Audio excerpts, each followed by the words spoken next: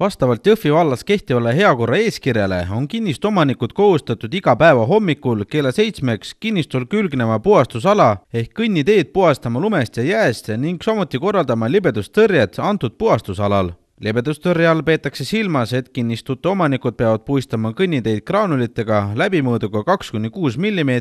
Igasugune tuha või kloriidide kasutamine on keelatud ja ei ole lubatud kasutada. Samuti üheks kinnistu omaniku kohustuseks on kinnistu katuselt jääpurikate kõrvaldamine. Tööde tegemisel peab ala olema piiratud tõketega. Tõkete all peetakse silmas ohutuslinte, koonuseid, piirdaeda või muud. Siin tahaks märkida, et mina juba märkasin, et mõnedes kohtades kinnistute omanikud proovivad mängida seadusega selles mõttes, et piiravad ala ohutuslindiga ja unustavad ära.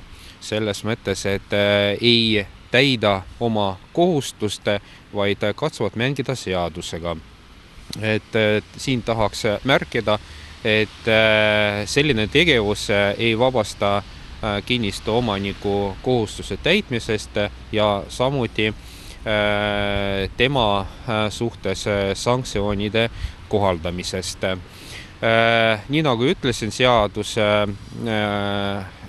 selgelt räägib sellest, et jääpurikad peavad olema kõrvaldatud iga hommik kella 7 ja kui kinnistu omanik ei täida oma kohustusi, sel juhul seadusega ette nähtud sanktsioonid ehk karistused ja kui me räägime füüsilise isikust, siis füüsilisele isikule saab määrata rahatrahvi kuni 100 trahviühikuni ehk 400 eurot ja kui tegemist on juriidilise isikuga, siis sel juhul juriidilisele isikule saab määrata karistust kuni 1300 eurot.